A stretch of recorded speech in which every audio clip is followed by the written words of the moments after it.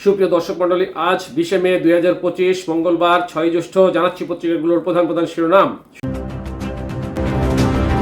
সর্বপ্রথম Ittefaq main heading করছে বিতর্কিত উপদেষ্টাদের পদত্যাগে কঠোর আন্দোলনের হুঁশিয়ারি ইশরাকের। নেক্সট প্রথম আলোর মেইন হেডিং নুসরাত ফারিয়ার জামিন মঞ্জুর। এরপর যুগান্তরের মেইন হেডিং মানবিক করিডোর বিতর্ক খোলাসা করছে না সরকার। নেক্সট ভোরের কাগজের মেইন হেডিং করের আওতায় আসছে চিকিৎসক ও উপজেলা পর্যায়ের ব্যবসায়ীরা। নেক্সট জনকণ্ঠের মেইন হেডিং সরকারের কাছে 8 দাবিতে সংবাদ সম্মেলন, 31 মের আলটিমেটাম দিল জুলাই ঐক্য।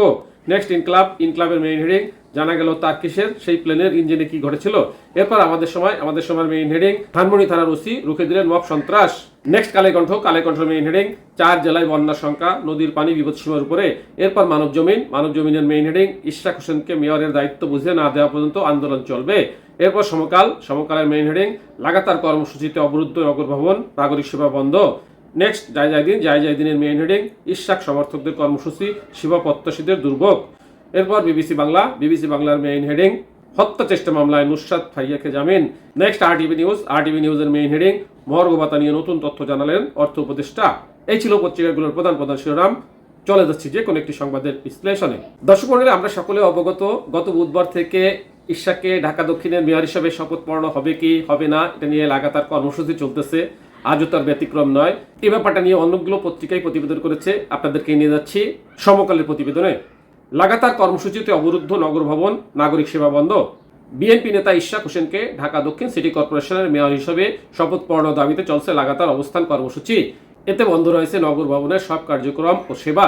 মঙ্গলবার সকাল 10:30 থেকে নগর ভবনের সামনের সড়কে বসে অবরোধ করেছেন ইশরাক হোসেনের সমর্থকরা।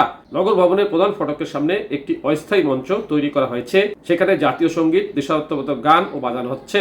সড়কে অবস্থানের কারণে বঙ্গবাজার থেকে গুলিস্তান, গোলাপ শাহ মাজার পর্যন্ত সড়কে যান চলাচল বন্ধ হয়ে যায়।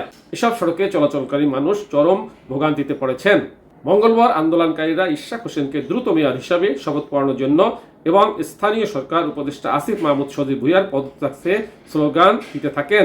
ইশরাক হোসেনকে সমর্থন দিতে আসা বিএনপি নেতাকর্মীরা জানান, জনতার মেয়র ইশরাক হোসেনকে অতি দ্রুত শপথ দিতে হবে, তার আগ পর্যন্ত নগর ভবন অচল থাকবে।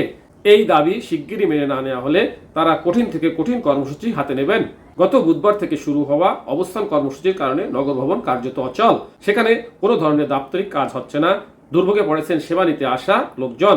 সিটি কর্পোরেশন নগরবাসীকে 28 ধরনের সেবা দিয়ে থাকে। এসব নাগরিক সেবা এখন বন্ধ রয়েছে। এই ছিল সেখানকার সর্বশেষ সংবাদ এবং পত্রিকাগুলোর প্রধান শিরোনাম। সাথে থাকার জন্য ধন্যবাদ। আসসালামু আলাইকুম।